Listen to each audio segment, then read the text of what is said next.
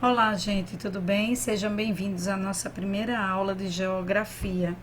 Nós vamos falar hoje sobre a população do território brasileiro. Então vamos lá, vamos dar início, né? O primeiro capítulo ele fala dos aspectos gerais da nossa população brasileira. No que se refere à população total, ou seja, considerada como população absoluta, que é o total de habitantes de um determinado lugar.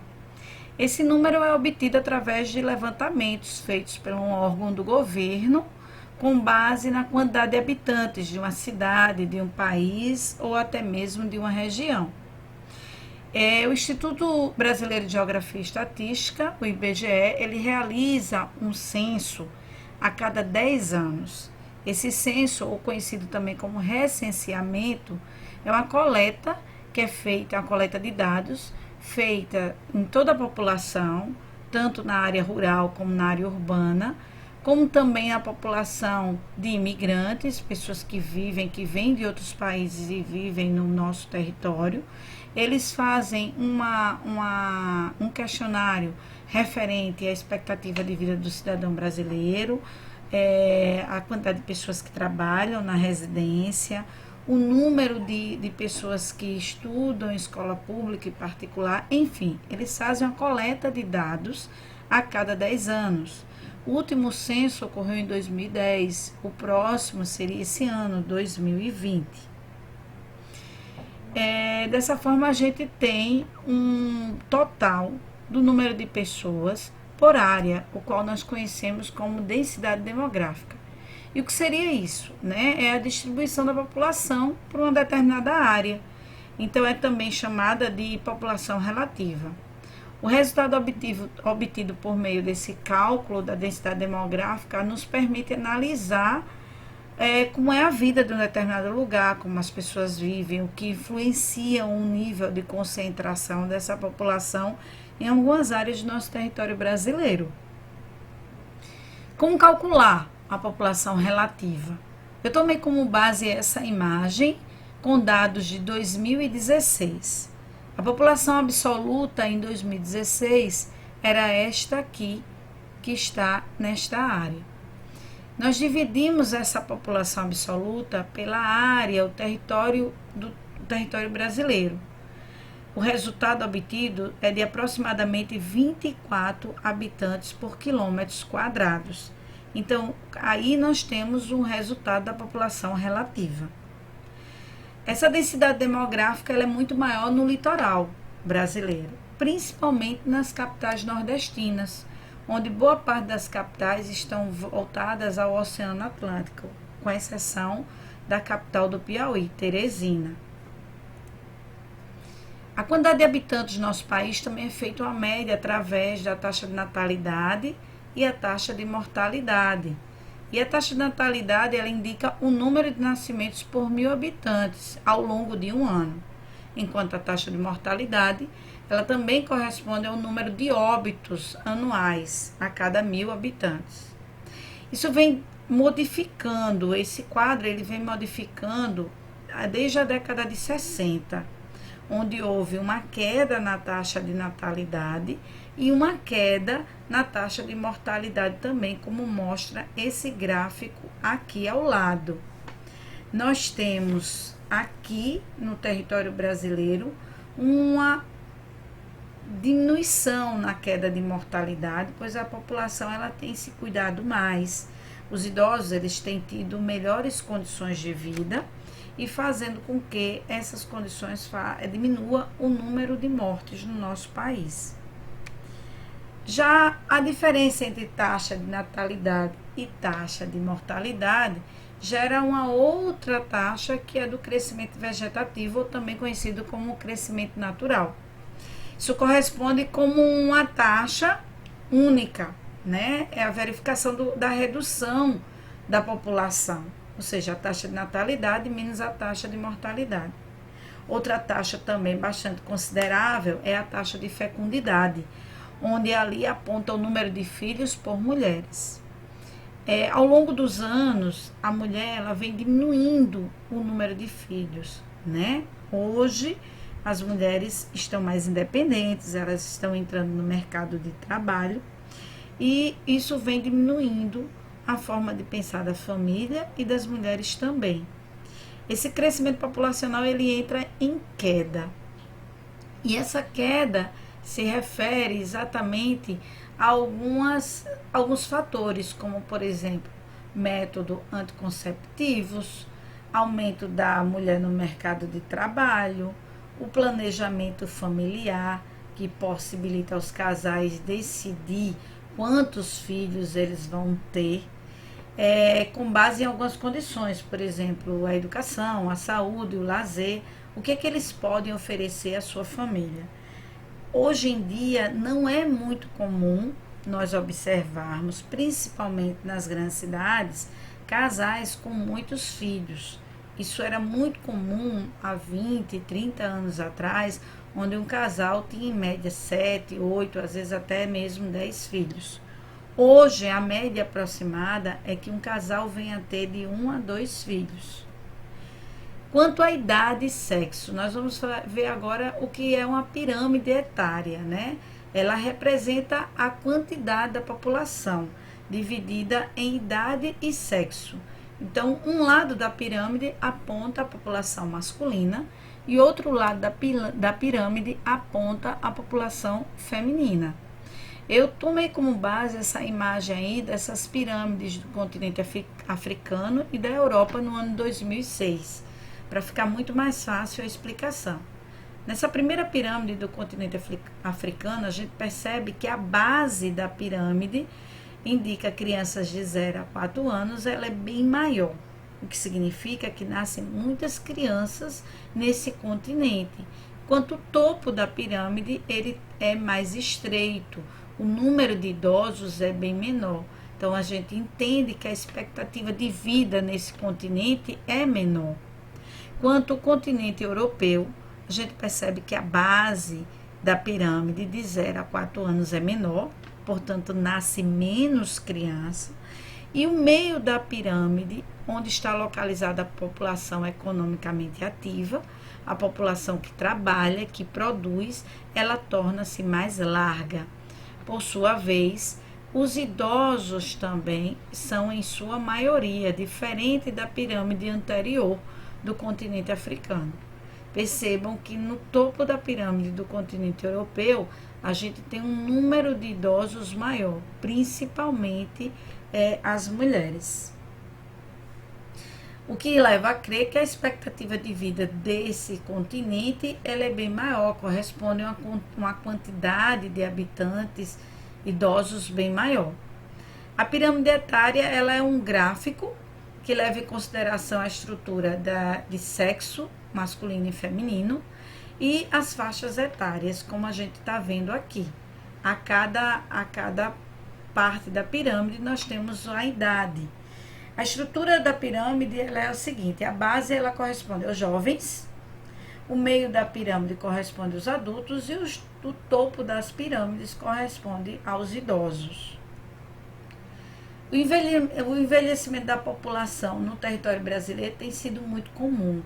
Hoje a gente percebe que o idoso ele tem vivido mais, as famílias têm tido menos filhos. Então, se nós observarmos essa imagem que temos aqui, nós percebemos 3 pirâmides. A primeira, ela é a pirâmide de 1980, onde a base da pirâmide no território brasileiro ela era bem maior, ou seja, os brasileiros eles tinham mais filhos e os idosos viviam menos também. Já em 2010, a gente percebe que essa pirâmide começa a modificar. A sua base ela torna-se menor, o que conclui-se que as pessoas estão tendo menos filhos. O meio da pirâmide da população economicamente ativa, com idades de 20 a 24 anos, tem sido maior, que são idades onde a população ela trabalha, ela contribui para a economia do nosso país. E percebam que o topo da pirâmide também tem se alargado, o que conclui-se que a população também está vivendo mais. A projeção para 2050 é que a base da nossa pirâmide diminua cada vez mais e o topo da pirâmide também aumente. Ou seja, as pessoas elas vão viver mais, nós vamos ter mais um país de idosos. o país ele começa a ter uma desigualdade social muito grande, tendo em vista que não há um grande investimento na educação, os indicadores sociais eles não são tão grandes com relação ao acesso de bens e serviços e a distribuição de renda. Então, o capítulo 2 fala exatamente sobre as nossas desigualdades territoriais no nosso país. Essas desigualdades vêm também a partir a analisar a renda do habitante, de cada habitante, que nós chamamos de PIB per capita. O PIB ele é o produto interno bruto do nosso país, ou seja, a soma de tudo que é produzido no nosso país de bens e serviços. Mas no caso do PIB per capita, essa produção é dividida pela quantidade de pessoas, né, pela população do território. E aí a gente percebe que o nosso país é um país que, infelizmente, ainda tem um nível de pobreza muito grande. Os aspectos econômicos de pobreza são muito fortes. Infelizmente, os critérios que se relacionam aos direitos sociais não são bem desenvolvidos, como a distribuição de bens e serviços, ou seja, emprego para a população mais carente, qualificação profissional, porque muitos não têm um estudo adequado, moradia e a internet para boa parte da população. Então, no que se refere à inclusão social e à distribuição de renda, o Brasil ainda está em meio a uma grande desigualdade econômica. No que se refere à educação, nós ainda temos uma taxa de analfabetismo muito grande. Isso já diminuiu ao longo do tempo. Infelizmente, a região Nordeste é a região que mais se destaca no índice de analfabetismo no nosso país. A gente pode perceber nessa evolução desse gráfico aqui, onde mostra a região Nordeste com um índice de analfabetismo bem maior do que as outras regiões. Isso no ano de 2000. Em 2010, quando houve o último censo, a gente percebe que isso diminuiu um pouco. Os idosos eles têm vivido mais, com isso nós temos tido uma longevidade melhor. Ou seja, nós estamos tendo as pessoas tendo uma expectativa de vida maior, porque muitos idosos têm se cuidado mais, têm feito atividades físicas. Hoje, muitos pensam na saúde. Hoje nós temos algumas especialidades médicas como geriatria, como até mesmo pilates, como algumas atividades físicas voltadas aos idosos. Muitos estão vivendo mais, se cuidando mais, né? Diminuíram as incidências de morte de pessoas idosas no nosso território. Isso leva a crer que nós estamos tendo uma expectativa de vida dessa população maior. Quanto ao índice de desenvolvimento humano no país, que é uma unidade de medida utilizada para ver o grau de desenvolvimento do nosso país, com base em 3 principais educadores, que é a saúde, a educação e a renda, a gente tem o país em um ângulo de desenvolvimento. O nosso país ele já foi considerado um país subdesenvolvido. Hoje o Brasil ele está num grau de desenvolvimento, é considerado um país em desenvolvimento. É importante entender que o IDH ele é uma referência numérica que varia de 0 a 1. Quanto mais próximo a 1, significa que aquele país ele tem um melhor desenvolvimento na saúde, na educação e na renda. O Brasil ainda não chegou lá, não avançou tanto, mas ele também não é considerado mais um país subdesenvolvido.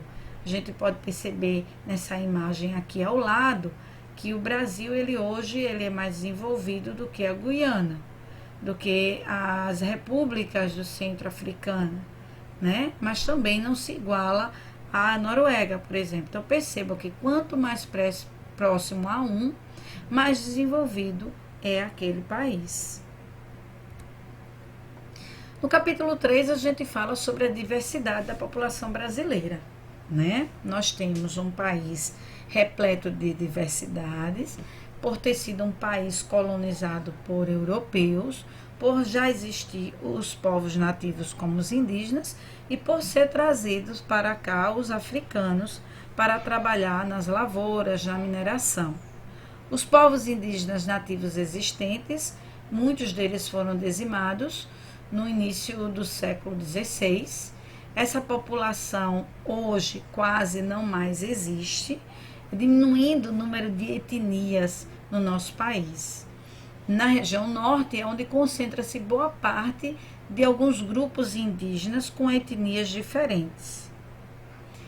Essas etnias, elas são concentradas em terras indígenas, que são áreas reconhecidas pelo governo brasileiro, legitimadas, através de leis, onde cria-se as reservas indígenas. Essas reservas, elas são mais comuns na região norte. E aí, são terras que pertencem ao patrimônio da União, não podem ser vendidas e o objetivo principal é concentrar a tradição indígena do nosso país. Quanto aos povos africanos que vieram para cá trazidos na condição de escravos, saíram do continente africano, povos como os bantus e os sudaneses, eles cruzaram oceanos trazidos em navios negreiros e vieram para trabalhar nas lavouras da cana-de-açúcar, no litoral, no tabaco e também na mineração na região sudeste do nosso país. Eles vieram para substituir realmente o trabalho dos indígenas, que muitos foram dizimados ou por armas de fogo ou por doenças. Ainda existem algumas comunidades quilombolas no Brasil e esses quilombos eles foram surgindo ao longo do período da escravidão, onde os negros que conseguiam escapar das fazendas procuravam um local onde eles pudessem viver livres e em comunidade. Um dos quilombos que mais prosperou, que mais tempo durou, foi o Quilombo dos Palmares, aqui em Alagoas, no município de União dos Palmares, onde ali reuniam-se cerca de 20 mil habitantes. Ele foi um dos grandes símbolos de resistência dos escravos no nosso Brasil. Outros povos que contribuíram para a população brasileira foram os imigrantes. Esses imigrantes, eles vieram inicialmente por iniciativa do governo, trazendo entre o século XIX e XX os italianos, os portugueses, os espanhóis e os alemães. Muitos chegaram ao Brasil com a expectativa de terras, de melhores condições de trabalho, de fazer o nosso país prosperar. Muitas indústrias deve-se a eles, pela chegada desses imigrantes. Os movimentos migratórios no nosso país, existe a migração interna e a migração externa. No caso da migração interna, nós temos a migração interregional e a migração intrarregional. Já as migrações externas são migrações onde a população ela se desloca entre um país para outro. E nós temos dois tipos de migrações externas, que é a imigração, onde as pessoas entram no país, os estrangeiros eles entram no nosso país na condição de imigrantes, e a imigração. Essa imigração se refere ao movimento de saída de pessoas do nosso país, como por exemplo, pessoas que saem do Brasil com destino a outros países. Esses são chamados emigrantes. Alguns fatores contribuem para esse tipo de migração. Esses fatores são os fatores políticos, conflitos religiosos, conflitos étnicos raciais, fatores naturais como terremotos e tsunamis também, e fatores econômicos. Nós estamos vivenciando de um tempo para cá a Venezuela com problemas econômicos e políticos, onde muitos venezuelanos estão migrando para o nosso território. As migrações mais recentes são da Bolívia, da Colômbia, Venezuela, a Argentina, Uruguai, o Haiti, devido ao último terremoto de 2010, Nigéria, Síria, entre outros povos que chegam ao nosso país, né, com o objetivo de uma melhoria de vida. Outro tipo de migração muito comum no nosso território, migração interna, ocorreu entre a década de 30 e de 40, com o êxodo rural. Muitos nordestinos saíram do campo com destino às grandes cidades, em virtude de alguns fatores, como a mecanização no campo, né? Os fazendeiros começaram a investir em máquinas que substituem o trabalho, a mão de obra de muitos trabalhadores, desastres naturais, como a seca, por exemplo, uma pequena remuneração, baixa remuneração, porque essas pessoas trabalham e recebem muito pouco, a falta de estrutura de condições de trabalho para essa população e a qualidade de ensino, pois essas pessoas na área rural muitas vezes não têm uma qualidade de ensino para os seus filhos. Outro tipo de migração comum no nosso território é a migração de retorno, que é aquela migração onde a pessoa deixa o seu estado natal, vai residir por algum tempo em outro estado, depois regressa ao seu local de nascimento. Bem como a migração sazonal, que é a migração temporária, onde aquelas pessoas saem dali para trabalhar, como é o caso dos agricultores de cana-de-açúcar, que são contratados temporariamente para plantar cana-de-açúcar em outro estado. Acabando aquele período da plantação, eles retornam para o seu local de origem. Por fim, a gente tem o último capítulo, que são os povos e as comunidades tradicionais. A população brasileira é caracterizada por uma grande diversidade social e cultural, né, devido a esses números, esses grandes povos. Essas pessoas vivem em comunidades próximos a áreas que dispõem de recursos naturais, aonde eles sobrevivem disso. É o caso de comunidades tradicionais como os grupos indígenas, os quilombolas, os caiçaras e os ribeirinhos. Nesse caso, é o que nós chamamos de territorialidade, onde as comunidades elas necessitam de um território próprio para poderem produzir, para poderem viver as tradições culturais, sociais, religiosas e econômicas. Eles vivem, praticam atividades associadas principalmente à preservação dos recursos naturais localizados no ambiente onde vivem. Infelizmente, um dos pontos desse capítulo é o histórico dos conflitos antigos, históricos, dos indígenas principalmente, como também os conflitos contemporâneos, mais atuais, em virtude das terras. Né? Nós vemos num país com monopólio de terras muito grandes, os latifúndios, e muitas comunidades, assim como também muitos grupos, como o MST, lutam por terras. É o que nós chamamos de reforma agrária, que nós vamos discutir posteriormente. Os grupos indígenas lutam pela demarcação de terras, pelas suas reservas indígenas para poder sobreviverem. Assim como também os sem terras lutam também por um pedaço de terra em busca de uma melhoria para o seu sustento, para o plantio em terras que nós conhecemos como terras improdutivas.